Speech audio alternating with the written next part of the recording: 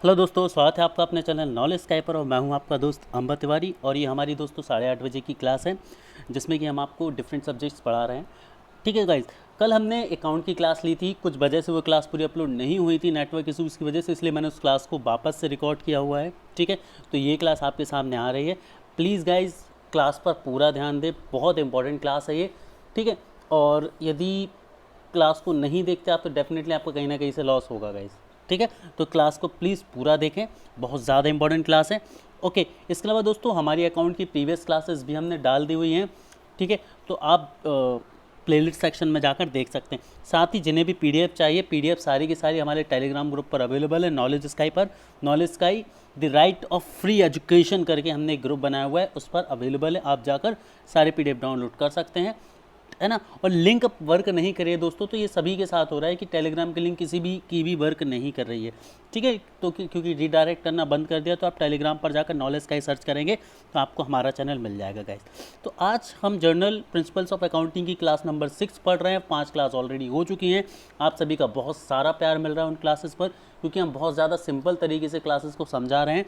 Thank you for your love and support guys, और इसी तरह से आप सभी हमें सपोर्ट करते रहें प्लीज़, थैंक यू। तो ये जो हमारी आज की क्लास है, हम आज डिस्कस करने वाले हैं पार्टनरशिप, मतलब अकाउंटिंग में पार्टनरशिप का क्या रोल है, और जब पार्टनरशिप आता है तो पार्टनरशिप में अकाउंटिंग किस तरह से होती है, मतलब वाइस वर्सा। मतलब क्या होता है जब एक इंडिविजुअल पर्सन है, जैसे हमने अभी तक बात की थी शॉप्स की, बिजनेसेस की, तो जिसमें एक सिंगल एंटिटी होती थी, एक सिंगल पर्सन होता था। ठीक है, और जब एक सिंगल पर्सन होता था तो क्या होता था, एक सिंगल पर्सन के लिए अकाउंट्स होते थे, हमने पढ़े थे अकाउंट्स के सेट्स होते थे, और किस तरह से वो अपने अकाउंट्स प्रिपेयर करता था। लेकिन जब पार्टनरशिप की बात आती है तो पार्टनरशिप में जो अकाउंट्स बनाने की प्रोसीजर होती है वो एकदम अलग हो जाती है। मतलब अकाउंट बनाने के जो तरीके हो जाते हैं वो एकदम अलग हो जाते हैं, और आज उन्हें ही हम समझने वाले हैं, आज की क्लास में। ठीक है, अच्छा, एक चीज़ जो यहाँ पर थोड़ी सी कंट्राडिक्ट करेगी उसको लेके मैं पहले एक चीज़ बता दूँ। हमने जब पहली क्लास पढ़ी थी तो मैंने आप सभी को एक चीज़ बताई थी कि जो एंटिटी, हमने एक अजम्पशन पढ़ा, तो अजम्पशन के अकॉर्डिंग जो सबसे पहला अजम्पशन पढ़ा था हमने पहली क्लास में, सबसे पहला जब अजम्पशन पढ़ा था तो उसमें मैंने आप सभी प्यारे बच्चों को एक चीज़ बताई थी कि जो बिजनेस है और जो ऑनर है, मतलब बिजनेस का मालिक है, ये दोनों दो अलग अलग चीज़ें हैं, दो अलग अलग एंटिटी हैं, बताया था ना मैंने। और उसके अकॉर्डिंग ये होता था कि बिजनेस में यदि लॉस होता है तो उसका इम्पैक्ट जो होगा वो ऑनर के, मालिक के पर्सनल असेट पर नहीं पड़ेगा, पर्सनल असेट पर नहीं पड़ेगा। अब मैं ये क्यों बता रहा हूँ आज की क्लास में, वो इसलिए बता रहा हूँ क्योंकि इससे रिलेटेड एक चीज़, बिल्कुल उल्टी चीज़ जो है वो यहाँ पर हम पार्टनरशिप में पढ़ने वाले हैं। तो आपके कॉन्सेप्ट की जड़ थोड़ी सी हिले, इसलिए पहले मैंने आपको बता दिया कि हमने स्टार्टिंग में क्या पढ़ा है कि जो बिजनेस होता है और जो ऑनर होता है वो दो अलग अलग एंटिटी हैं, दोनों का एक दूसरे कोई लेना देना नहीं है। ठीक है, बिजनेस अलग है भाई, ऑनर अलग है। बिजनेस में लॉस होने से जो ऑनर होगा उसके पर्सनल एसेट पर कोई भी फर्क नहीं पड़ेगा। यहाँ तक बात आप सभी को समझ आ गई होगी, आई होप गाइस। आगे बढ़ते हैं हम। ठीक है, अब देखिए पार्टनरशिप जो है वो डिफाइन कहाँ करेगी, ज़रा इस चीज़ को यहीं समझ लीजिए। एक आया था पार्टनरशिप एक्ट, इसको आगे हम पढ़ने वाले हैं दोस्तों। तो पार्टनरशिप एक्ट 1932 आया था, पार्टनरशिप एक्ट 1932 आया था, और पार्टनरशिप एक्ट 1932 के अंदर ही पार्टनरशिप की जो परिभाषा है, पार्टनरशिप की जो डेफिनेशन है वो दी गई है। तो पार्टनरशिप की डेफिनेशन कहाँ दी गई है, पार्टनरशिप एक्ट 1932 में दी गई है गाइस। होप ये चीज़ यहाँ तक आपको बहुत अच्छे तरीके से गाइस क्लियर हो गई होगी। ठीक है, अब पार्टनरशिप होती क्या है, ज़रा हम इसको एक बार अच्छे से समझ लेते हैं। देखिए, जब भी कोई बिज़नेस शुरू होता है, जब भी कोई बिज़नेस शुरू होता है तो मान लीजिए उस बिज़नेस में दो लोग आ रहे हैं। कितने लोग आ रहे हैं उस बिज़नेस में, दो लोग आ रहे हैं। एक बिज़नेस है, ठीक है गाइस, बी एक बिज़नेस है, और इस बिज़नेस को एक्स और वाई दो लोगों ने मिलकर बनाया है, एक्स और वाई दो लोगों ने मिलकर बनाया है। कुछ पैसा एक्स ने लगाया, कुछ पैसा वाई ने लगाया, ठीक है। तो ये एक पार्टनरशिप कहलाएगी। क्या कहलाएगी, एक पार्टनरशिप कहलाएगी। ठीक है, तो और पार्टनरशिप में कैपिटल क्या होगी, कैपिटल होगी एक्स के द्वारा लगाया गया पैसा और वाई के द्वारा लगाया गया पैसा, मतलब एक्स और वाई दोनों जो अमाउंट लगाएंगे वही क्या कहलाएगी, पार्टनरशिप कहलाएगी, पार्टनरशिप कैपिटल कहलाएगी। क्लियर, आई होप आप चीज़ें यहाँ पर समझ पा रहे होंगे। तो अकाउंटिंग क्या होती है, जब दो या दो से ज़्यादा लोग आकर कोई बिजनेस शुरू करते हैं, जब दो या दो से ज़्यादा लोग आकर कोई बिजनेस शुरू करते हैं तो उस बिजनेस को हम पार्टनरशिप कहते हैं। वहाँ पर पार्टनरशिप जो है वो आती है, और वो दो लोग जिस बिजनेस को चलाते हैं उस बिजनेस को हम क्या कहते हैं, फर्म कहते हैं। क्या कहते हैं, फर्म कहते हैं, FIRM, फर्म कहते हैं। ठीक है गाइज, चलिए आगे बढ़ते हैं। अब यहाँ पर डेफिनेशन पढ़ेंगे हम आगे की 2 स्लाइड्स में, किससे रिलेटेड, पार्टनरशिप से रिलेटेड। और पार्टनरशिप एक्ट 1932 में आया था, जो कि गवर्निंग अथॉरिटी है किसके लिए, पार्टनरशिप फर्म्स के लिए। तो यहाँ पर कुछ दी गई है डेफिनेशन, जरा से हम समझते हैं कि partnership as a different organization that a sole proprietorship और अ कंपनी। मतलब कोई सिंगल एक एंटिटी भी हो सकती है और एक कंपनी भी बना सकते हैं, मतलब 2 लोग मिलकर एक कंपनी भी फॉर्म कर सकते हैं पार्टनरशिप में, या एक सिंगल एंटरप्राइज टाइप भी कुछ हो सकता है। So accounting for partnership firm has some of its own peculiarities, है ना। तो जो अकाउंटिंग होगी पार्टनरशिप फर्म्स के लिए, मतलब जब पार्टनरशिप फर्म बनेगी तो उनके लिए जो अकाउंटिंग होगी उनके अपने कुछ तरीके होंगे उनको करने के, जैसे कि कैपिटल अकाउंट अलग होगा उनका, प्रॉफिट लॉस एप्रोप्रिएशन अकाउंट अलग होगा। इनको हम आगे पढ़ने वाले कि ये क्या होते हैं, ठीक है गाइज, बट अभी के लिए आप इतना समझिए, ठीक है। आगे बात करते हैं हम कि नेचर ऑफ पार्टनरशिप क्या होता है, ठीक है। नेचर ऑफ पार्टनरशिप क्या होता है, तो यहाँ पर पार्टनरशिप की एक ट्रू डेफिनेशन जो है वो हम समझने वाले हैं। यहाँ पर क्या है कि when 2 or more person join hands to set up a business and share its profit and losses is called partnership। तो पार्टनरशिप की एक बहुत सिंपल सी डेफिनेशन दी गई है कि जब 2 या 2 से ज़्यादा लोग एक बिज़नेस में आते हैं और बिज़नेस में आकर जब वो बिज़नेस चलाते हैं, जो प्रॉफिट होता है उसे भी शेयर करते हैं, जो लॉस होता है उसे भी शेयर करते हैं, तो उसे हम पार्टनरशिप कहते हैं। बच्चों ध्यान से सुनते जाइए, बहुत आराम से सुनते जाइए, आपको सारे चीज़ें एकदम से क्लियर हो जाएंगी। बस रिक्वेस्ट यही है कि शुरू से लास्ट तक पूरा वीडियो देखें। यदि आप कंटिन्यूटी में पूरा वीडियो देखेंगे तो डेफिनेटली आपको बहुत अच्छे से अकाउंट्स की चीज़ें क्लियर होती जाएंगी, क्योंकि मैं बहुत सिंपल लैंग्वेज रखने की कोशिश करता हूँ। तो पार्टनरशिप क्या है कि जब 2 या 2 से ज़्यादा लोग एक साथ आकर कोई बिज़नेस चलाते हैं और उस बिज़नेस में होने वाले प्रॉफिट को भी शेयर करते हैं और होने वाले लॉसेस को भी शेयर करते हैं, तो इसे ही हम पार्टनरशिप कहते हैं, ठीक है। तो ऐसा नहीं होगा कि सिर्फ प्रॉफिट शेयर करेंगे कि भाई पार्टनरशिप, पार्टनर्स आए और उन्होंने बोला कि प्रॉफिट होगा तो हम शेयर करेंगे, लॉस होगा तो भाई एक अकेला देखेगा, तो ऐसा नहीं होता है। पार्टनरशिप का मतलब ये है कि यदि प्रॉफिट होगा तो वो भी सब में बटेगा और लॉस होगा तो वो भी सब में बटेगा। अब क्या होता है पार्टनरशिप में, प्रॉफिट या लॉस जो डिस्ट्रीब्यूशन होता है, प्रॉफिट या लॉस का जो डिस्ट्रीब्यूशन होता है दोस्तों, वो अलग अलग तरह से होता है। 2 कैटेगरी हैं, या तो इक्वली हो जाएगा, मतलब 3 लोग हैं और 3 लोगों ने पैसा लगाया है, और मान लीजिए 3 लोग हैं XYZ और 3 लोगों ने पैसा लगा और 30,000 का प्रॉफिट होता है। कितना होता है, 30,000 का प्रॉफिट होता है मान लीजिए, तो तीनों में 10-10 हज़ार क्या हो जाएगा, बढ़ जाएगा। एक तो तरीका ये है कि जो भी प्रॉफिट हुआ है वो बराबर बांट दे। उसके अलावा दूसरा तरीका क्या होता है बच्चों, दूसरा तरीका ये होता है दोस्तों, दूसरा तरीका ये होता है प्यारे दोस्तों, कि जिसने जिस रेशियो में पैसा लगाया उस रेशियो में उसको प्रॉफिट मिल जाएगा, है ना। मैथ्स में हम सभी ने देखा है ना, जो पार्टनरशिप के क्वेश्चन आते हैं, हम देखते थे कि उसमें ABC 3 लोग हैं, वो जिस रेशियो में पैसा लगाते थे जितने टाइम के लिए, उसी रेशियो में उनको प्रॉफिट भी डिस्ट्रीब्यूट होता था। तो दूसरा तरीका ये होता है कि आपने जिस रेशियो में कैपिटल में पैसा लगाया है उस रेशियो में आपको प्रॉफिट आपका मिलेगा। तो ये 2 तरीके होते हैं प्रॉफिट और लॉस के बंटवारे का, ठीक है। तो यहाँ पर डेफिनेशन तो क्लियर हो गई है, आगे बढ़ते हैं। अब बात क्या करते हैं, अब बात आती है पार्टनरशिप एक्ट 1932 की। तो मैंने आपको क्या बताया था कि पार्टनरशिप एक्ट 1932 के अंदर ही पार्टनरशिप को डिफाइन किया गया है। तो इसको थोड़ा सा और स्पेसिफिक होकर पढ़ेंगे कि पार्टनरशिप एक्ट 1932 के सेक्शन 4 में पार्टनरशिप को डिफाइन किया गया है। इंडियन पार्टनरशिप एक्ट 1932 के सेक्शन 4 में पार्टनरशिप को जो है वो डिफाइन किया गया है। और इसमें क्या बोला गया है, इसमें बोला गया है कि जो पार्टनरशिप है ये एक रिलेशन है between person who have agreed to share the profit of the business carried on by all और any of them acting for all, ठीक है। अब इस लाइन का मतलब क्या है, ज़रा ध्यान से समझिए। तो पार्टनरशिप एक्ट 1932 सेक्शन 4 ये बोलता है कि जो पार्टनरशिप है वो एक रिलेशन है उन लोगों के बीच। अब लोग 2 या 2 से ज़्यादा हो सकते हैं, कम से कम 2 होने चाहिए, ठीक है। तो रिलेशन एक संबंध है उन 2 या 2 से ज़्यादा लोगों के बीच जो इस चीज़ को एग्री करते हैं, इस चीज़ पर सहमत होते हैं कि वो जो प्रॉफिट और लॉस होंगे बिजनेस के उनको शेयर करेंगे। अब चाहे वो जो बिजनेस है वो कोई एक चलाए, या चाहे वो बिजनेस सभी चलाएं, या फिर कोई एक उन सभी के लिए चलाए। अब इस लाइन का मतलब क्या है कि कोई एक चलाए या एक उन सभी के लिए चलाए, ज़रा ध्यान से समझिए। इस लाइन का मतलब ये है कि जो पार्टनर्स होते हैं दोस्तों, पार्टनर दो तरह के होते हैं, हम आगे पढ़ने वाले हैं, ठीक है। तो उसमें से क्या होता है, एक पार्टनर है, कई कुछ फर्म्स में ऐसा होता है कि सभी के सभी पार्टनर मिलके काम कर रहे होते हैं फर्म के लिए, और कुछ फर्म ऐसी होती है जिसमें कुछ पार्टनर तो काम कर रहे होते हैं और कुछ पार्टनर से पैसा लगाते हैं। तो जब सभी काम कर रहे होते हैं तो बाय ऑल वाली कंडीशन लगेगी, और जब कोई एक काम कर रहा है सभी के लिए और बाकी सबने से पैसा लगाया है तो one of them acting for all.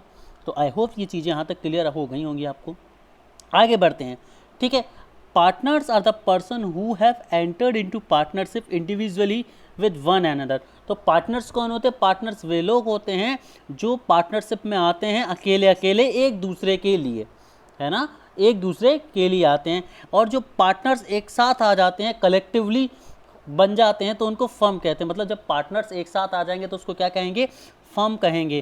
Clear. और जो फर्म के एसेंशियल फीचर्स हैं उन्हें हम आगे डिस्कस करने वाले, उससे पहले थोड़ा सा पॉज लेकर मैंने यहाँ पर टाइप्स ऑफ पार्टनर्स भी ऐड कर दिए हैं। तो पार्टनर दो तरह के होते हैं दोस्तों, एक्टिव पार्टनर्स और passive partner. I hope fast नहीं हो रहा है, ठीक है। अब एक्टिव और पैसिव पार्टनर क्या होते हैं? अभी दोस्तों कुछ देर पहले मैंने आपको बताया कि जो एक्ट की डेफिनेशन है उसमें एक लाइन लिखी हुई है कि जो business carried on by all और any of them acting for all. तो यहीं से जो दो पार्टनर्स हैं उनकी डेफिनेशन निकल कर आई है। तो दो तरह के पार्टनर्स होते हैं, एक होता है आपका एक्टिव पार्टनर और दूसरा होता है आपका स्लीपिंग पार्टनर। मान लीजिए तीन लोग हैं एक्स वाई जेड, ठीक है।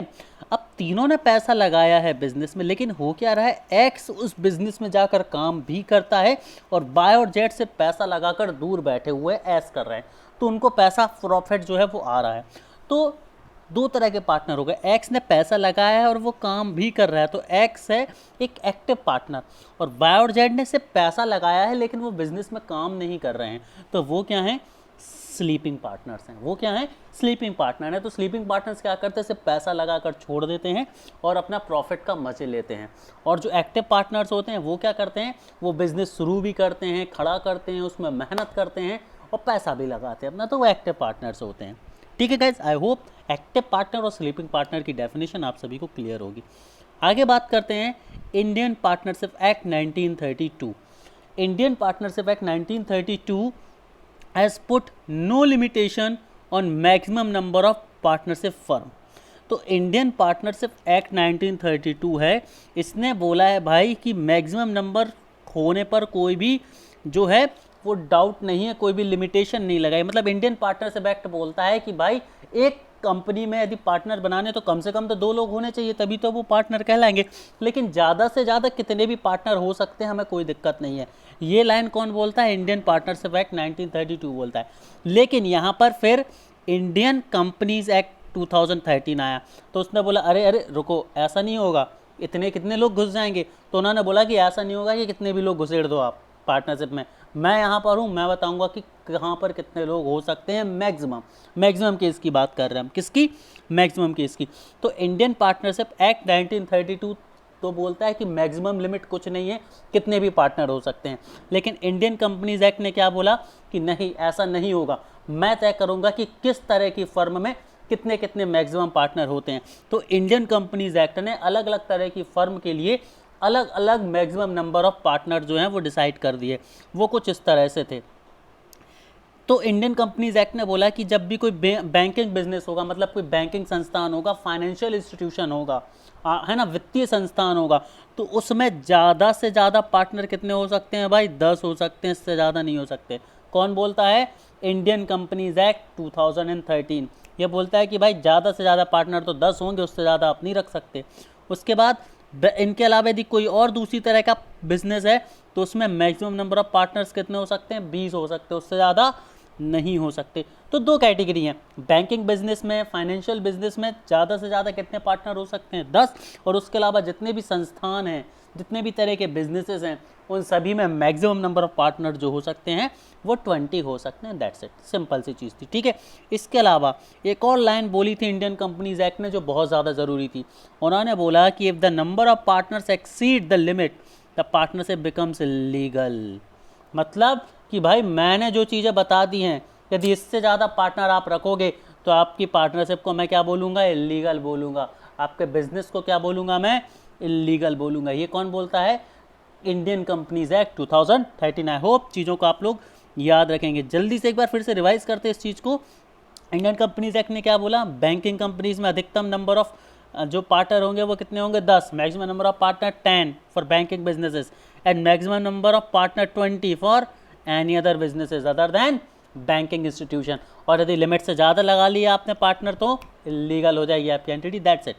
आगे बात करते हैं हम पार्टनरशिप के बारे में कि पार्टनरशिप में क्या क्या चीज़ें होनी चाहिए। अब यहाँ पर एक बहुत इंपॉर्टेंट चीज़ हम पढ़ने वाले हैं दोस्तों, अनलिमिटेड लायबिलिटी ऑफ पार्टनर्स। ठीक है, अनलिमिटेड लायबिलिटी ऑफ पार्टनर। मैं सबसे पहले इसको क्यों डिस्कस कर रहा हूँ समझिए। जब लेक्चर स्टार्ट हुआ था तो एक लेक्चर के स्टार्टिंग में मैंने आपसे एक चीज़ बोली थी कि आप लोग अकाउंट का फर्स्ट लेक्चर याद कीजिए, जिसमें हमने एक चीज़ पढ़ी थी कि बिजनेस और ऑनर दो अलग अलग एंटिटी हैं। क्या पढ़ा था हमने, बिजनेस और ऑनर दो अलग अलग एंटिटी हैं। यदि बिजनेस पे लॉस होता है तो ऑनर के जो पर्सनल असेट्स हैं, वो पर्सनल असेट हैं, वो नहीं बिकेंगे। बताया था ना हमने, यही हमने क्या पढ़ा था, फर्स्ट लेक्चर में पढ़ा था, अपने फर्स्ट अजम्पशन में पढ़ा था अकाउंटेंसी के। लेकिन पार्टनरशिप में आते ही साथ चीज़ें क्या हो जाती हैं, बदल जाती हैं। पार्टनरशिप एक्ट 1932 ये बोलता है कि जब भी कुछ लोग पार्टनरशिप में आएंगे तो उनकी जो लायबिलिटी होगी, पार्टनर्स की जो लायबिलिटी होगी वो अनलिमिटेड होगी। पार्टनर्स की जो लायबिलिटी होगी वो अनलिमिटेड होगी। यहाँ पर अनलिमिटेड लायबिलिटी से मतलब क्या है, अनलिमिटेड लायबिलिटी से मतलब यहाँ पर ये है कि अब बिजनेस और पार्टनर अलग अलग नहीं हैं, बिजनेस और पार्टनर दो अलग अलग एंटिटी नहीं हैं। अब इंडियन पार्टनरशिप एक्ट 1932 ये बोलता है कि बिजनेस और पार्टनर सेम एंटिटी हैं, बिजनेस और पार्टनर सेम एंटिटी हैं। अब यदि बिजनेस पार्टनरशिप में कोई लॉस होता है, बिजनेस में कोई लॉस होता है तो पार्टनर्स के पर्सनल असेट भी बिकेंगे। यदि कंपनी का कोई लॉस होता है, कंपनी पर कोई कर्ज होता है तो पार्टनर्स के पर्सनल असेट को बेचकर वो कर्ज चुकाया जाएगा, पार्टनर्स के पर्सनल असेट को बेचकर वो लॉस को कवर किया जाएगा। और यही पार्टनरशिप का सबसे बड़ा ड्रॉबैक है, याद रखेंगे। पार्टनरशिप का सबसे बड़ा ड्रॉबैक क्या है, unlimited liabilities of partner. Partnership का biggest drawback, the biggest drawback of partnership is unlimited liability of partners, which says that if losses occur, then all the partners are liable to sell their personal asset. All the partners are liable to sell their personal asset to fulfill the loss, to cover the loss. Get it guys? ठीक है, तो partnership में क्या होगा, unlimited liability होगी। सबसे बड़ा drawback है पार्टनरशिप का। तो आगे जब भी पार्टनरशिप करो तो सोच समझ के करना। ठीक है, आगे गुड न्यूज़ भी है, पूरे लेक्चर को जरूर देखें।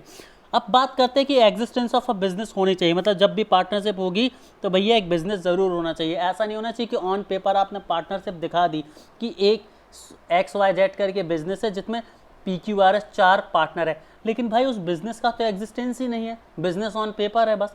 तो ऐसा नहीं होना चाहिए। यदि पार्टनरशिप है तो एक बिज़नेस का फिजिकल एग्जिस्टेंस होना चाहिए।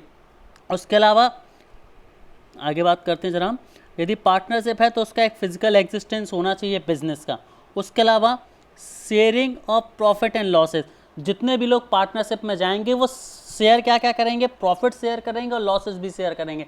ऐसा नहीं है कि पार्टनर बोले कि भाई हम तो सिर्फ प्रॉफिट लेंगे, लॉस का आप जानो, नहीं।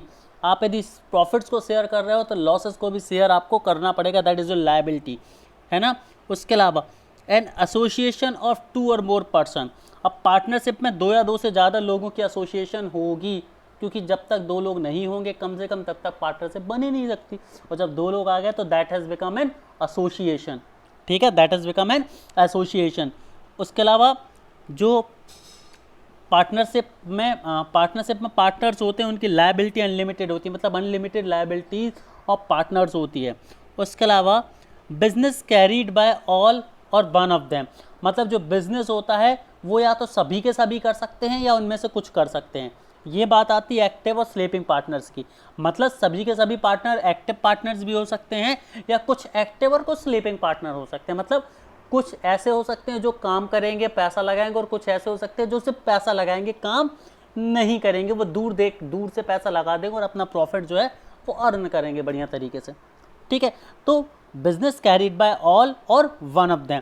उसके अलावा बात क्या होती है, an agreement all will go into, और जब भी पार्टनरशिप होगी तो एक एग्रीमेंट साइन होगा, बिना एग्रीमेंट के कभी भी कोई भी पार्टनरशिप नहीं हो सकती, और उस एग्रीमेंट में सारी की सारी चीज़ें जो हैं वो मेंशन होंगी, उस एग्रीमेंट में वो सारी की सारी चीज़ें जो हैं वो मेंशन होंगी कि जो आपका नंबर ऑफ पार्टनर्स हैं वो कितने हैं, पार्टनर्स का कैपिटल अमाउंट कितना है, पार्टनर्स का कैपिटल रेशियो कितना है, उस रेशियो के अकॉर्डिंग उनका प्रॉफिट किस तरह से डिस्ट्रीब्यूट होगा, यदि लॉसेस होते हैं तो वो किस तरह से डिस्ट्रीब्यूट होंगे, और लाभ लाभ उनकी रिस्पॉन्सिबिलिटी टुवर्ड्स बिजनेस, और ये सारी की सारी चीज़ें जिस चीज़ में मेंशन होती हैं उस चीज़ को हम क्या बोलते हैं, एग्रीमेंट बोलते हैं। ठीक है गाइस, आगे बात करते हैं हम, पहुँचते अब हम बात कर लेते हैं एग्रीमेंट की। अब हम कुछ टर्म्स जो हैं उनको समझने वाले हैं, अब हम कुछ टर्म्स को क्या है आगे समझने वाले हैं जो कि पार्टनरशिप से जुड़ी हुई टर्म्स होती हैं। ठीक है, पार्टनरशिप से जुड़ी हुई जो टर्म्स होती हैं उन्हें हम समझने वाले हैं। तो देखिए एग्रीमेंट, एग्रीमेंट क्या है, ठीक है, तो the partnership is an agreement between two और more person who decided to do business and share its profit and losses. तो जब भी दो या दो से ज़्यादा लोग आएंगे तो वो एक एग्रीमेंट भी बनाएंगे, एग्रीमेंट बनाएंगे जिस एग्रीमेंट में लिखा होगा कि एज अ पार्टनर हमारी रिस्पॉन्सिबिलिटी है कि हम बिजनेस में प्रॉफिट शेयर करेंगे, साथ ही बिजनेस के लॉसेस भी क्या होंगे, शेयर करेंगे। क्लियर, मतलब पार्टनर्स को यदि प्रॉफिट में शेयर करना है तो लॉसेस भी उनका शेयर करना होता है, दैट इज द एग्रीमेंट। उसके अलावा to have a legal relationship between the partners, the partnership agreement becomes the basis. ठीक है, और जो पार्टनरशिप एग्रीमेंट है वो एक लीगल पार्टनरशिप बनाने के लिए बहुत स्ट्रॉन्ग बेस होता है। ठीक है, मतलब मान लीजिए दो लोग आए, उन्होंने बिजनेस चालू कर दिया और आगे जाकर उनमें डिस्प्यूट हो सकते हैं, लेकिन यदि उनका एक एग्रीमेंट रहेगा कि नहीं भाई हमने बिजनेस शुरू किया तो हम ऐसे ऐसे बिजनेस को चलाएंगे, यदि प्रॉफिट होगा तो इस तरह से होगा, लॉस होगा तो इस तरह से होगा, काम हम इस तरह से करेंगे, तो जब सारी चीज़ें एग्रीमेंट में पहले से ही मेंशन होंगी तो आगे जाके डिस्प्यूट नहीं होंगे। क्यों? क्योंकि दोनों लोग एग्रीमेंट से बंधे हैं, एग्रीमेंट के अंदर है, और दोनों लोग एग्रीमेंट के अनुसार ही क्या करेंगे, काम करेंगे, और एग्रीमेंट के अनुसार यदि काम होगा तो आगे डिस्प्यूट होने के जो चांसेस हैं वो कम है। और यदि एग्रीमेंट होगा तो जो रिलेशनशिप होगी वो एक लीगल तरह से काम करेगी। ठीक है, उसके अलावा हम बात करते हैं the agreement can be written or oral form, मतलब जो एग्रीमेंट है वो रिटन भी हो सकता है और ओरल भी हो सकता है। ठीक है, और N oral agreement is equally valid, और जितनी वैल्यू, जितनी वैलिडिटी, जितनी पावर एक रिटन एग्रीमेंट की होती है, रिटन एग्रीमेंट में होती है, उतनी ही वैल्यू, उतनी ही पावर एक रिटन, एक ओरल एग्रीमेंट की होगी, एक ओरल एग्रीमेंट में भी होगी। याद रखेंगे कि जितना पावरफुल, जितनी वैल्यूएबल रिटन एग्रीमेंट है, उतना ही पावरफुल, उतना ही वैल्यूएबल एक ओरल एग्रीमेंट भी है। बट यहाँ पर एक चीज़ है कि सभी को प्रेफर क्या करना चाहिए, रिटन एग्रीमेंट प्रेफर करना चाहिए for better understanding and for better collaborations. ठीक है, तो ये बात करी जाती है कि प्रेफरेंस किसको दिया जाता है, रिटन एग्रीमेंट को दिया जाता है, ताकि डिस्प्यूट को अवॉइड करके रखा जा सके। क्लियर, एक बहुत फेमस कहावत होती है कि बकी 100 लिखी एक, मतलब जो लिखी हुई एक बात होती है वो कही गई 100 बातों पर भारी होती है, इसीलिए रिटन एग्रीमेंट ज़्यादा बेटर होता है। दोस्तों आगे बात करते हैं बिजनेस की। हम पढ़ के आ रहे हैं पार्टनरशिप की कुछ इंपॉर्टेंट टर्म, जिसमें हमने पहली टर्म क्या पढ़ी, एग्रीमेंट पढ़ी, दूसरी टर्म हम क्या पढ़ रहे हैं, बिजनेस। तो भाई जब पार्टनरशिप होगी तो पार्टनरशिप किस चीज़ के लिए होगी भाई, बिजनेस के लिए होगी ना।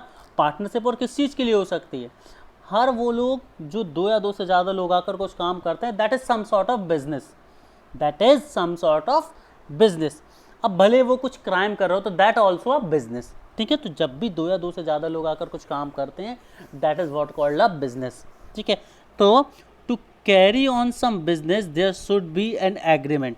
ठीक है, पहली चीज़ तो ये है कि भाई जब भी पार्टनरशिप होगी तो बिजनेस का एक फिजिकल एग्जिस्टेंस होना ज़रूरी है, सबसे पहली बात तो ये है। उसके अलावा बात क्या है कि to carry on sub business there should be an agreement, तो एग्रीमेंट तो होना ज़रूरी है।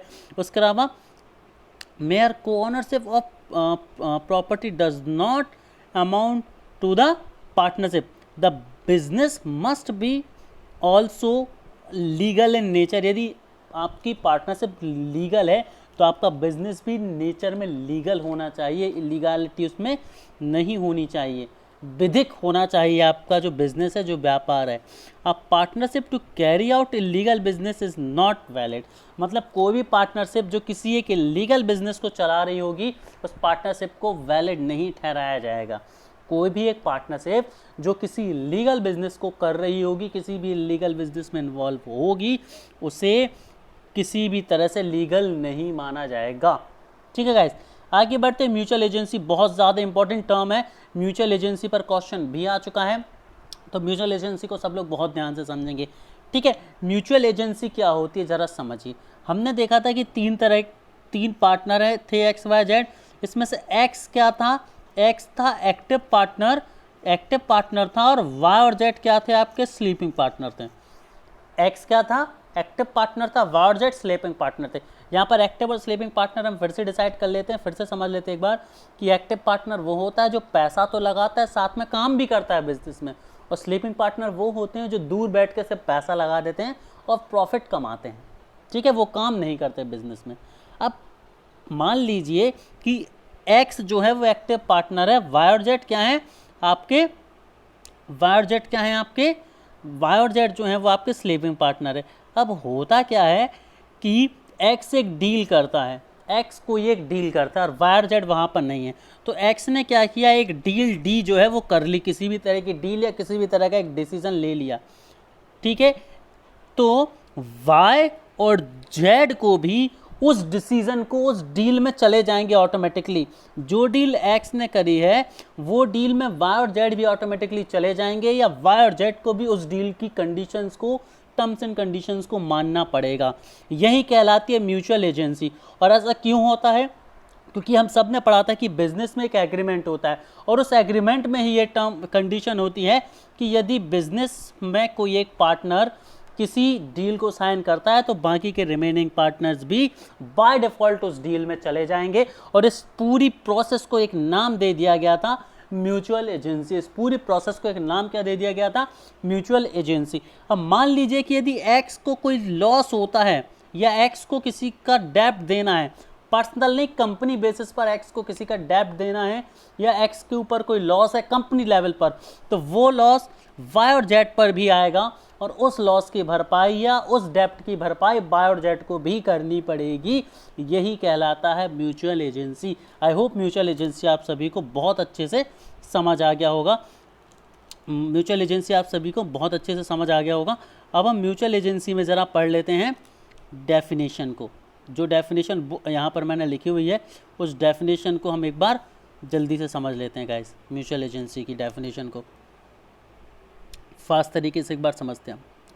ठीक है, तो the business of a partnership firm may be carried on by all the partners और any of them acting for it. मतलब पार्टनरशिप बिजनेस में, ठीक है, जो बिजनेस है वो तो या किसी एक पार्टनर के द्वारा चलाया जा सकता है, या सभी के सभी पार्टनर के द्वारा चलाया जा सकता है। पहली चीज़ तो ये है, the statement has two important implication. अब स्टेटमेंट में दो चीज़ें हैं, ध्यान से समझना।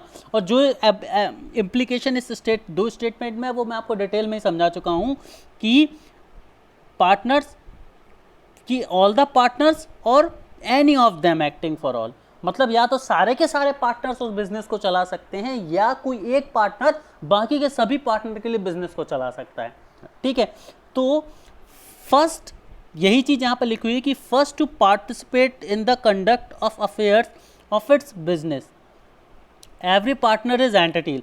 पहली चीज़ क्या बोलती है कि भाई बिजनेस अफेयर्स को चलाने के लिए या बिजनेस को कंडक्ट करने के लिए सारे के सारे पार्टनर एंटिटी कर सकते हैं, सारे के सारे पार्टनर इन्वॉल्व हो सकते हैं।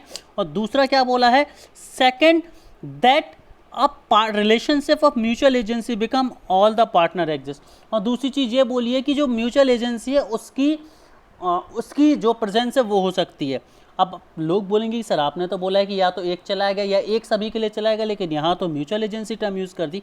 तो भाई वही बात है कि भाई या तो सब चला रहे हैं, या फिर एक जो डिसीजन ले रहा है उसको सबके सब मान रहे हैं। यही तो म्यूचुअल एजेंसी है दूसरे टर्म्स में। यही क्या है, म्यूचुअल एजेंसी है। तो पार्टनरशिप में म्यूचुअल एजेंसी का मतलब क्या होता है कि यदि कोई एक जो है वो बाकी सारे पार्टनर्स के लिए बिजनेस को चला रहा है, तो वो जो डिसीजन लेगा उस डिसीजन को बाकी के सारे पार्टनर्स को मानना पड़ेगा। उस पे जो लॉस होंगे वो भी सारे पार्टनर्स को वहन करने पड़ेंगे, उसको जो प्रॉफिट होगा वो सारे पार्टनर्स को मिलेगा, उसके ऊपर जो जो कंडीशन आएंगी वो बाय डिफ़ॉल्ट सारे पार्टनर्स को मिलेंगी। वो जिन डील को साइन करेगा उन सारी की सारी डील में ऑटोमेटिकली बाकी के सारे पार्टनर्स भी चले जाएंगे। यही कहलाती है mutual agency in terms of partnership. I hope clear होगा गाइज। आगे बात करते हैं शेयरिंग ऑफ प्रॉफिट। तो शेयरिंग ऑफ प्रॉफिट में क्या होता है कि जब भी लोग पार्टनरशिप में जाएंगे तो पार्टनरशिप में क्यों जाते हैं? बिजनेस चलाने के लिए। बिजनेस क्यों चलाएंगे? बिजनेस क्यों चलाएंगे?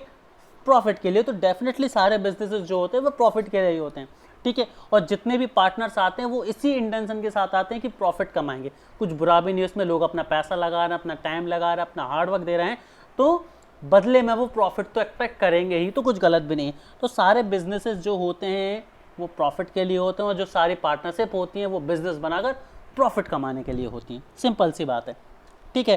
तो the agreement between partner must be to share profit and losses of a business. तो जितने भी पार्टनरशिप होंगी उनमें एक एग्रीमेंट होगा, और उस एग्रीमेंट में क्लियरली मेंशन होना चाहिए, उस एग्रीमेंट में ये चीज़ क्या होनी चाहिए? क्लियरली मेंशन होना चाहिए कि प्रॉफिट और लॉसेस को किस तरह शेयर किया जाएगा। और शेयर करने की दो मेथड होती हैं, या तो वो इक्वली डिस्ट्रीब्यूट कर दिया जाएगा अमंग द पार्टनर, या फिर उसको कुछ स्पेसिफिक रेशियो में डिस्ट्रीब्यूट किया जाएगा, ठीक है। तो sharing of profit of losses is important. The partnership is not for the purpose of some charitable activity. जो बिजनेस है या जो पार्टनरशिप है वो किसी चैरिटेबल एक्टिविटी के लिए नहीं होती, वो डेफिनेटली बिजनेस करके प्रॉफिट कमाने के लिए ही होती है, और उसमें शेयर जो होता है सारे पार्टनर्स का वो इंपॉर्टेंट होता है। आगे हम बात करते हैं लायबिलिटी ऑफ पार्टनर। तो इसको हम बहुत पहले डिस्कस कर चुके हैं कि जो लायबिलिटी ऑफ द पार्टनर्स होती है वो लिमिटेड नहीं होती, मतलब अनलिमिटेड पार्टनरशिप होती है। और अनलिमिटेड पार्टनरशिप ये बोलती है कि जब कभी भी बिजनेस में कोई भी लॉस होगा तो उस चीज़ के लिए जितने भी पार्टनर्स हैं उनके पर्सनल असेट भी बिक जाएंगे। यही इस लाइन का मतलब है। Liability of partner is not limited. इस लाइन का सिंपल सा मतलब है कि भाई पार्टनर और बिजनेस अलग नहीं है। अब यदि कोई भी बिजनेस में लॉस होता है तो पार्टनर्स के पर्सनल असेट भी बिकेंगे उस लॉस को रिकवर करने के लिए, ठीक है। तो each partner is liable jointly with all other partners, है ना। मतलब जितने पार्टनर हैं वो सब लायबल हैं एक दूसरे के लिए। ऐसा नहीं होगा कि लॉस हुआ तो किसी एक की संपत्ति बिकेगी, भाई सबकी बिकेगी, ठीक है। And also when is the partner severely liable to the third party for all the act done by the firm. और दूसरी कंडीशन क्या बोली है कि यदि कोई एक पार्टनर है जो किसी फर्म के लिए लायबल है, थर्ड पार्टी के लिए लायबल है, तो बाकी के सारे जो पार्टनर्स हैं वो भी लायबल हो जाएंगे। मतलब यदि एक्स लायबल है, एक्स के ऊपर कोई कर्ज है, तो बाय और जेड के ऊपर भी वो कर्ज माना जाएगा, और बाय और जेड को भी एक्स के साथ मिलकर वो कर्ज जो है वो चुकाना पड़ेगा। इसीलिए बोला जाता है कि liability of the partners is not limited. उसकी कोई लिमिट नहीं है, अनलिमिटेड होता है। और this implies that for paying of the firm's debt his private asset can also be used. इस लाइन को ज़रा दिमाग में अच्छी तरह से बिठा लें, जो मैंने आपको बोलता आ रहा हूँ शुरू से कि भाई पार्टनरशिप में जब भी पार्टनर जाएंगे तो लॉस को रिकवर करने के लिए उनके पर्सनल असेट भी बेचे जा सकते हैं। तो वही लाइन यहाँ पर लिखी हुई है, that implies that for paying of the firms depth his private asset can also be used. मतलब यदि फर्म के डेप्ट को चुकाना है, फर्म के कर्जे को चुकाना है, उसके लॉस को कवर करना है, तो पार्टनर्स के जो प्राइवेट असेट हैं उनको भी यूज़ किया जा सकता है। मतलब घर जमीन जायदाद भी बेचना पड़ सकता है पार्टनर्स को अपने फर्म को बचाने के लिए, फर्म के कर्ज को चुकाने के लिए। सिंपल सी बात ये रही। आगे हम बात करते हैं पार्टनरशिप डीड की। यहाँ पर आप फोटो में देख सकते हैं पार्टनरशिप डीड क्या होता है। जो एग्रीमेंट होता है पार्टनरशिप में, तो उस एग्रीमेंट का एक मेमोरेंडम बनता है कि भाई अब हम पार्टनरशिप में सभी लोग आ गए हैं, ठीक है, और हम ऐसे ऐसे काम करेंगे। तो एक तरह से हम बोल सकते हैं कि जो पार्टनरशिप का एक कॉन्स्टिट्यूशन बनता है, रूल बुक जो बनती है, उसे हम डीड बोल सकते हैं। तो पार्टनरशिप डीड क्या होती है? It is a rule book, it is a mini short constitution for the partners for their partnership, ठीक है। तो सबसे पहले हम डिस्कस करने वाले हैं कि एक पार्टनरशिप डीड में क्या क्या चीज़ें होती हैं, ठीक है। इसमें कुछ ज़्यादा डिस्कस करने का, समझने का नहीं है। पार्टनरशिप डीड में नेम और एड्रेस होता है फर्म का, और उनके मेन बिजनेस के बारे में होता है कि भाई फर्म का नाम क्या है, उसका एड्रेस कहाँ है और उसका बिजनेस क्या है। दूसरी चीज़, उसमें नेम और एड्रेस होता है सारे के सारे पार्टनर्स का, उसमें नेम और एड्रेस होता है सारे के सारे पार्टनर्स का, उसके अलावा पार्टनर्स का कंट्रीब्यूशन क्या कैसा होगा अमाउंट का, वो सारी इन्फॉर्मेशन होती है। अकाउंटिंग पीरियड की इन्फॉर्मेशन होगी फर्म की। डेट ऑफ कमेंसमेंट होगी पार्टनर्स की, जब से पार्टनरशिप शुरू हुई है, जब से पार्टनर्स उसमें ज्वाइन हुए हैं। प्रॉफिट और लॉस का शेयर होगा कि प्रॉफिट और लॉस का शेयर किस किस तरह से होगा वो, और सैलरीज कमीशन किस तरह से पेबल होंगी, ये सारी चीज़ें जो हैं वो डीड में रहती हैं। ये तो इतना इंपॉर्टेंट नहीं है, लेकिन क्वेश्चन बन सकता है कि which of the following is not covered under deed. ठीक है, तो ये सारे पॉइंट आपको याद रखने जो डीड में होते हैं, इतने ही पॉइंट हैं जो डीड में होते हैं गाइस, क्वेश्चन बन सकता है। अब बहुत इंपॉर्टेंट चीज़ ये है कि यदि डीड साइन नहीं करी गई है, deed is absent, then what. यदि एक पार्टनरशिप बनती है और उसमें डीड एब्सेंट है, उस केस में क्या होगा, ज़रा इसे ध्यान से समझिए। यहाँ से क्वेश्चन बनने की पॉसिबिलिटी गाइस मैक्सिमम है। ठीक है, तो पार्टनरशिप डीड यदि नहीं है, उस केस में partners will not have right to take salaries, मतलब पार्टनर्स को सैलरी नहीं मिलेगी। क्यों नहीं मिलेगी? क्योंकि सैलरी की, कमीशन की और सारी बातें तो डीड में होती हैं। जब डीड ही नहीं है तो कैसी सैलरी, कैसा कमीशन, कैसा पैसा। ठीक है, तो भाई जब डीड ही नहीं है, जिस डीड में बात होती सैलरी की, तो डीड नहीं है तो पार्टनर को सैलरी भी नहीं मिलेगी, लायबल नहीं है फर्म देने के लिए। उसके अलावा no interest will be given on capital, मतलब पार्टनर्स जब आते हैं तो पार्टनर्स कुछ कुछ पैसा लगाते हैं बिजनेस में। ठीक है, तो जब पार्टनर्स बिजनेस में पैसा लगाते हैं तो उसे हम कैपिटल कहते हैं। और यदि डीड नहीं है तो कोई भी पार्टनर ये नहीं बोल सकता कि जो पैसा मैंने बिजनेस में लगाया उसका मुझे इंटरेस्ट चाहिए, उस पैसे पर मुझे इंटरेस्ट चाहिए। वैसे तो देखा जाए तो कभी भी कैपिटल पर इंटरेस्ट नहीं देती फर्म। अब पार्टनर्स जो हैं वो अपनी लगाई हुई कैपिटल पर अपनी फर्म से इंटरेस्ट नहीं मांग सकते। ठीक है, जो पैसा वो ऐसा कैपिटल लगाते हैं उस पर वो इंटरेस्ट कभी नहीं मांग सकते। क्यों नहीं मांग सकते? क्योंकि वो पैसा आपने फर्म में लगाया और उससे तो आप प्रॉफिट कमाएंगे, तो उस पर आप इंटरेस्ट कैसे ले सकते हैं? यदि आप इंटरेस्ट ले रहे हैं मतलब आप एक थर्ड पार्टी बन गए जो पैसा इंटरेस्ट पर दे रहा है। और यदि आप पैसा इंटरेस्ट पर दे रहे हो तो आप अपने इंटरेस्ट से मतलब रखो, फिर उस पैसे से जो प्रॉफिट होगा उस प्रॉफिट पर आपका कोई हक नहीं होना चाहिए। एक तरह से बात समझ आ रही है? तो किसी भी तरह की कैपिटल जो कि पार्टनर्स लगाते हैं उस पर उनको कोई भी इंटरेस्ट नहीं मिलता है। हाँ, कुछ स्पेशल केस हो सकते हैं जिनमें डीड साइन की गई है और उस डीड में यदि मेंशन है कि इस पर्टिकुलर पार्टनर को जो कैपिटल लगा रहा है उस पर इंटरेस्ट मिलेगा, तो ही इंटरेस्ट मिलता है। लेकिन ये बहुत एक्सेप्शनल केसेस होते हैं, अदरवाइज नॉर्मल केसेस में कभी भी कैपिटल पर जो है फर्म इंटरेस्ट देने के लिए बाध्य नहीं है, लायबल नहीं है। उसके अलावा हम बात करते हैं no interest will be charge on drawing. यदि डीड साइन नहीं है तो ड्राइंग्स पर जो है कोई भी इंटरेस्ट नहीं लगेगा। और ड्राइंग क्या होती है मैं आपको पहले ही बता चुका हूँ कि एक मान लीजिए एक ऑनर है, ऑनर क्या करता है, बिजनेस से पैसा निकालता है अपने प्राइवेट एक्सपेंसेस के लिए, तो उसे ड्राइंग्स कहते हैं। क्या कहते हैं उसे? ड्राइंग। तो नॉर्मल बिजनेस में इंडिविजुअल पर्सन में ड्राइंग पर आप इंटरेस्ट चार्ज कर सकते हैं, पार्टनर्स पर भी आप इंटरेस्ट चार्ज कर सकते हैं जब डीड हो। यदि डीड एब्सेंट है तो ड्राइंग्स पर किसी भी तरह का इंटरेस्ट जो है वो नहीं लगाती फर्म। और 6% जो है इंटरेस्ट लगता है लोन जो कि एक पार्टनर देता है।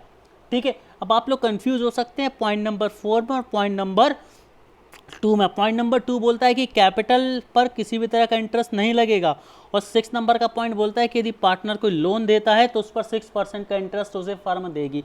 तो दोनों में अंतर समझिए। मान लीजिए एक्स और वाई हैं और दोनों ने 5-5 लाख रुपए लगाकर एक बिजनेस ओपन किया। इसने भी 5 लाख लगाए, इसने भी 5 लाख लगाए। अब बिजनेस में मान लीजिए 2 लाख रुपए की ज़रूरत और पड़ी, तो वाई ने क्या किया कि 2 लाख रुपए एज अ लोन दिए बिजनेस को। उसने कैपिटल नहीं लगाई, कैपिटल उसकी सिर्फ 5 लाख है, लेकिन उसने क्या किया है, उसने 2 लाख रुपए एज अ लोन दिए, तो उस लोन पर उसको 6% का इंटरेस्ट रेट जो है वो मिलेगा। 6% का इंटरेस्ट रेट जो है वो उसे मिलेगा। उसके अलावा एक और चीज़, 5th पॉइंट ये है कि यदि डीड साइन नहीं की गई है, सबसे इंपॉर्टेंट पॉइंट ये है दोस्तों कि यदि डीड साइन नहीं करी गई है तो प्रॉफिट और लॉसेस जो होंगे वो इक्वली डिस्ट्रीब्यूट होंगे। क्योंकि प्रॉफिट और लॉस का यदि कुछ स्पेशल रेशियो होता है, प्रॉफिट एंड लॉस का कोई स्पेशल रेशियो होता है, यदि प्रॉफिट एंड लॉस का, तो वो डीड में मेंशन होता है। प्रॉफिट लॉस में यदि कोई स्पेशल शेयर रखना है तो डीड में मेंशन होता है, और डीड ही नहीं है तो कैसा प्रॉफिट लॉस का रेशियो, तो वो सिंपली इक्वल अमाउंट में क्या कर दी जाती है दोस्तों, डिस्ट्रीब्यूट कर दी जाती है।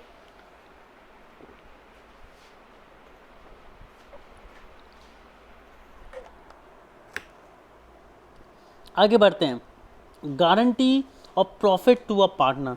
ठीक है, guarantee of profit to a partner.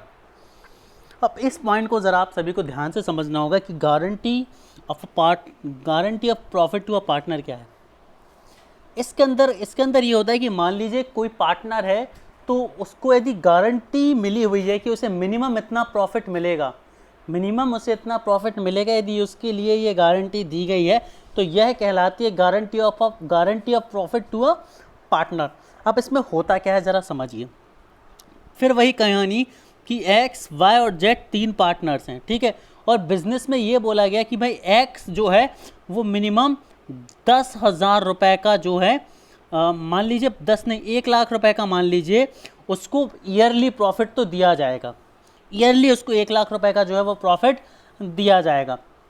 तो अब एक्स को किसी भी कीमत पर फर्म की ये रिस्पॉन्सिबिलिटी है कि वो एक्स को मिनिमम 1,00,000 रुपये का तो प्रॉफिट देगी ही देगी, क्योंकि guarantee of profit to a partner उसको ये फैसिलिटी जो है वो मिली हुई है। अब होता क्या है कि मान लीजिए कंपनी का तो ओवरऑल प्रॉफिट ही 80,000 रुपये होता है किसी साल, तो 20,000, अब 80,000 रुपये प्रॉफिट होता है ओवरऑल कंपनी का, पार्टनर हैं 3, है ना, तो फिर 1,00,000 रुपये तो अकेले इसे ही देने हैं। फिर फर्म क्या करेगी, तो फर्म तो इसे 1,00,000 रुपये ही देने पड़ेंगे। अब इसके लिए 2 तरीके हो सकते हैं। 2 तरीके क्या हो सकते हैं कि इसको 1,00,000 रुपये देने के लिए या तो वाई और जेड अपने अपने प्रॉफिट शेयर का पैसा इसको देंगे, एक तरीका ये होगा। दूसरा तरीका क्या होगा कि इन दोनों में से कोई एक ये रिस्पॉन्सिबिलिटी लेगा कि भाई मैं ही बाकी का पैसा दूंगा, मतलब जो 20,000 रुपये का अंतर है, या तो ये दोनों आपस में शेयर करके दे सकते हैं, या फिर इन दोनों में से किसी एक की रिस्पॉन्सिबिलिटी हो सकती है कि हमें किस हिसाब से देना है, कि क्या अकेला वाई देगा या अकेला जेड देगा। ठीक है, तो ये डिपेंड करेगा कि किस तरह की जो है डीड साइन करी गई है इन लोगों के द्वारा। ठीक है, तो यहाँ पर दोस्तों मैंने आपको सिंपल से वर्ड में समझा दिया था। अब ज़रा हम थ्योरेटिकल फॉर्म में इस लाइन को समझ लेते हैं कि थ्योरी में क्या लिखी हुई है। ठीक है, तो guarantee means the surety of particular amount of profit by one और more partners and in some cases by the firm where the burden of guarantee is borne by the party providing such a guarantee. तो यहाँ पर क्या बोला, guarantee का मतलब क्या है कि एक पर्टिकुलर अमाउंट ऑफ प्रॉफिट जो कि किसी एक या सारे पार्टनर्स को दिया जाएगा, किसके द्वारा, फर्म के द्वारा दिया जाएगा।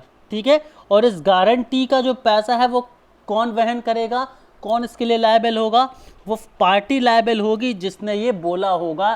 ठीक है, जैसे फर्म ने बोला तो फर्म लायबल है वो उतना पैसा देने के लिए, और यदि किसी एक पार्टनर ने बोला, मान लीजिए 3 पार्टनर थे और एक्स वाला जो पार्टनर है उसको बहुत भरोसा था कि मेरा जो कंपनी है वो बहुत ज़्यादा प्रॉफिट करेगी, है ना, और उसको किसी पर्टिकुलर इन्वेस्टर को अपनी तरफ खींचना था, तो उसने इन्वेस्टर से बोला कि भाई आप 50 लाख रुपए लगा दीजिए और सालाना हम आपको 5 लाख रुपए का प्रॉफिट तो हर हाल में देंगे।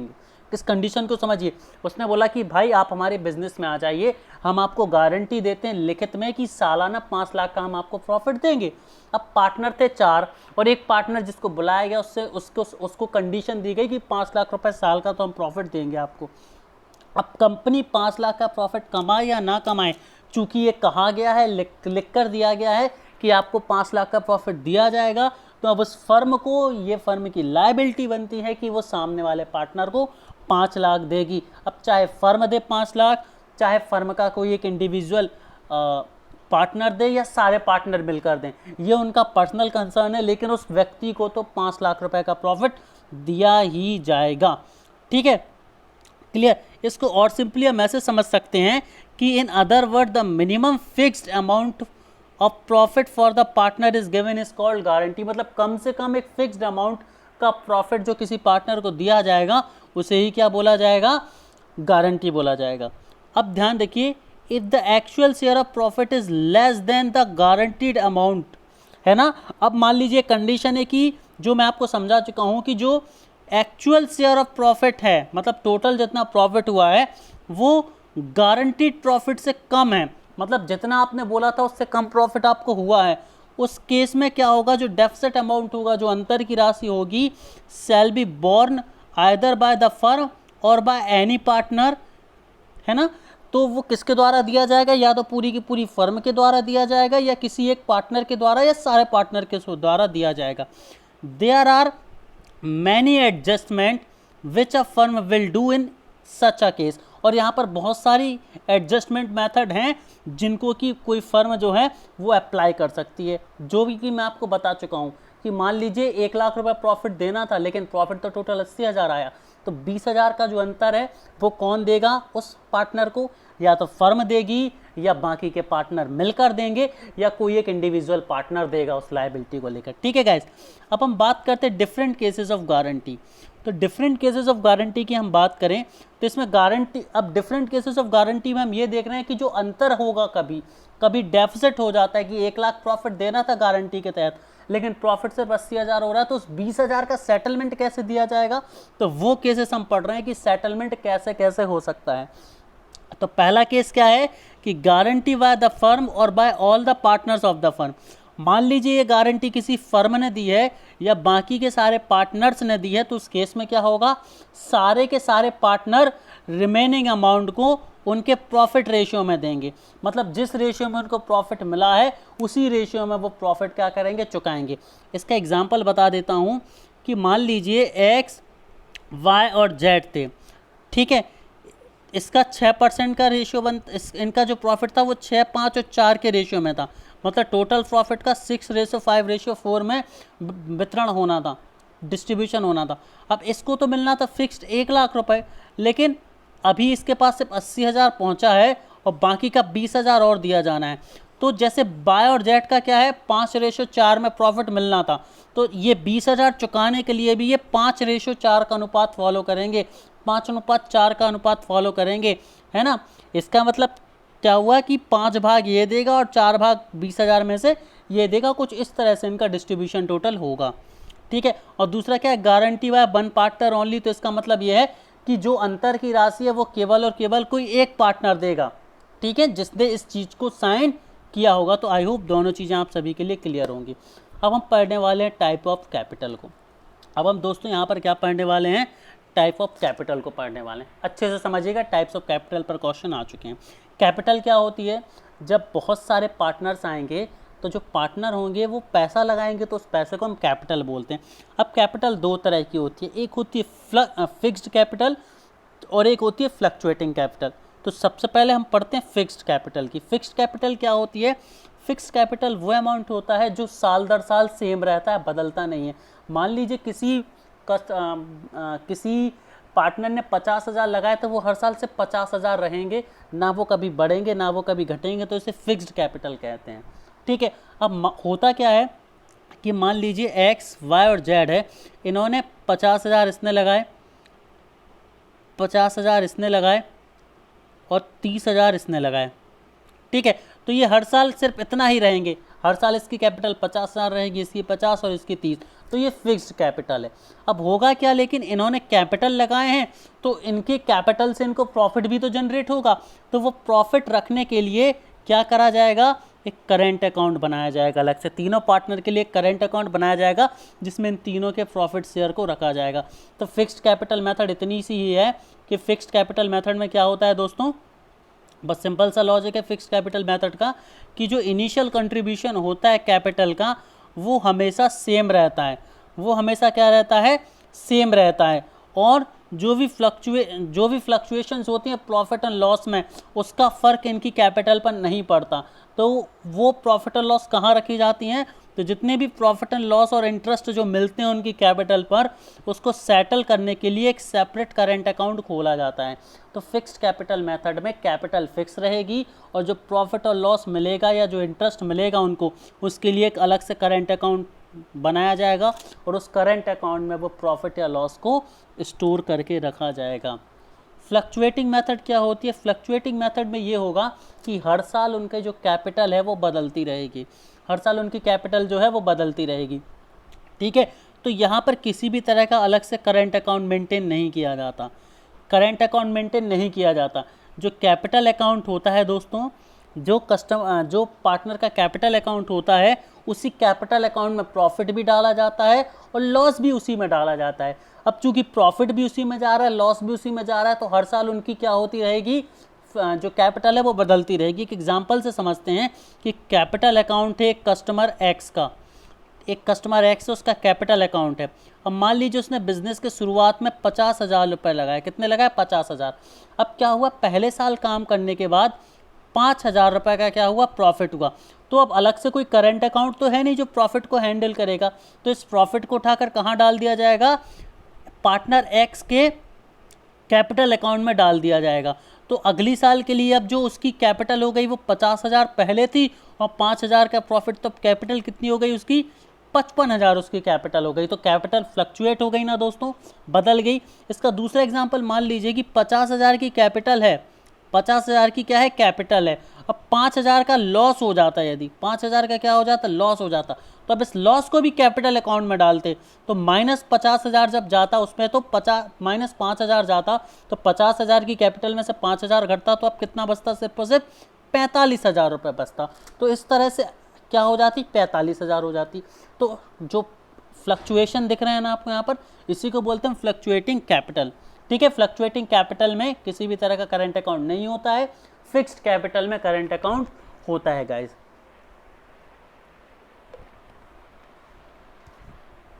अब हम आगे बात करते हैं दोस्तों टाइप्स ऑफ अकाउंट की।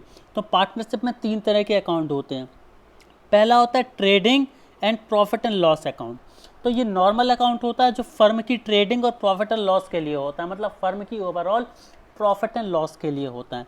दूसरा होता है प्रॉफिट लॉस एप्रोप्रिएशन अकाउंट। दूसरा क्या होता है, प्रॉफिट लॉस एप्रोप्रिएशन अकाउंट। तो जो प्रॉफिट और लॉस एप्रोप्रिएशन अकाउंट होता है, इसमें जो प्रॉफिट होता है जो कि पार्टनर में डिस्ट्रीब्यूट किया जाना है, उसके लिए ये बनाया जाता है। और तीसरा होता है कैपिटल अकाउंट। कैपिटल अकाउंट क्या होता है, जितने भी पार्टनर्स होते हैं जो पैसा लगाते हैं उसे कैपिटल बोलते हैं, और उसको जिस अकाउंट में रखा जाता है उसे हम कैपिटल अकाउंट कहते हैं। अब हम बात करने वाले हैं दोस्तों लिमिटेड लायबिलिटी पार्टनरशिप।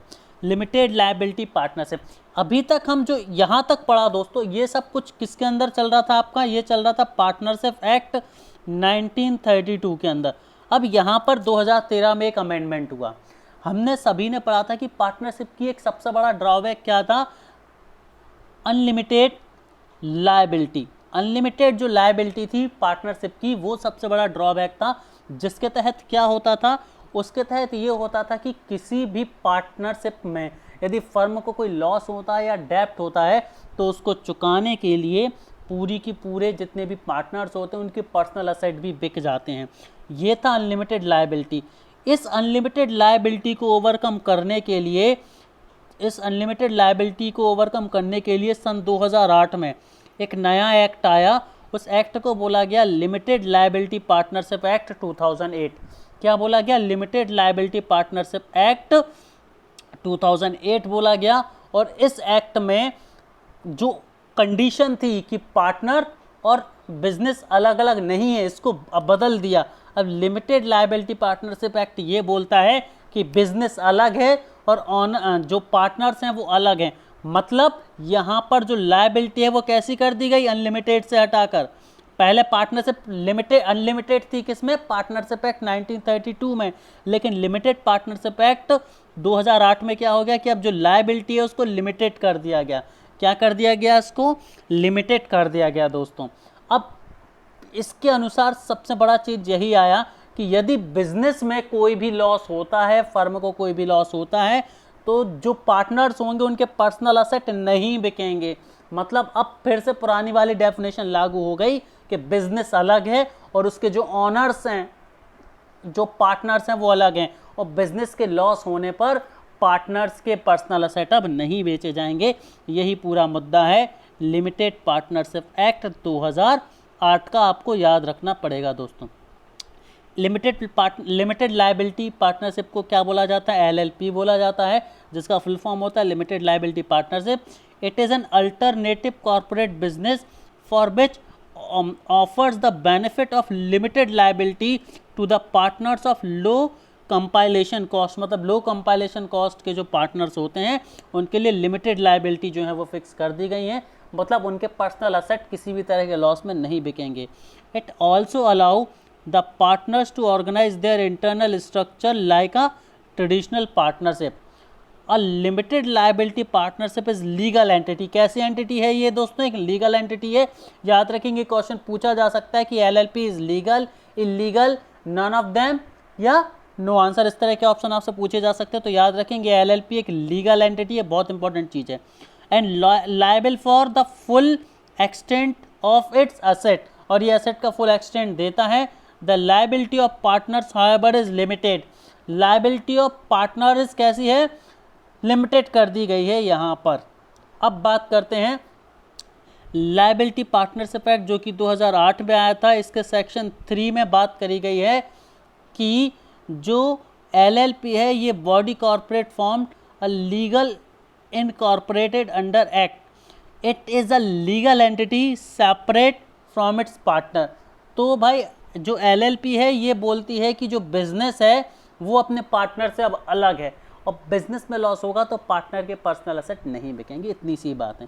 यहाँ पर मैंने एक स्क्रीनशॉट लिया हुआ है, ये काफ़ी अच्छा स्क्रीनशॉट है, आप लोग इसे समझेंगे कि एडवांटेजेस क्या क्या हैं लिमिटेड लायबिलिटी पार्टनरशिप एक्ट के। तो सबसे पहली चीज़ है कि ये सेपरेट लीगल एंटिटी है। सेपरेट लीगल एंटिटी है मतलब ये बिजनेस को उसके ऑनर से अलग करती है। दूसरी चीज़, in an LLP limited liability partnership where a partner is not liable for all the losses of the company। तो ये पॉइंट बोलता है कि जो पार्टनर हैं वो कंपनी के लॉसेस के लिए लायबल नहीं है। मतलब यदि कंपनी में कोई लॉस होता है तो उसका असर पार्टनर की पर्सनल लाइफ पर नहीं पड़ेगा। तीसरी चीज़ क्या बोलती है? The partners of LLP have to have the right to manage the business directly. LLP क्या करता है?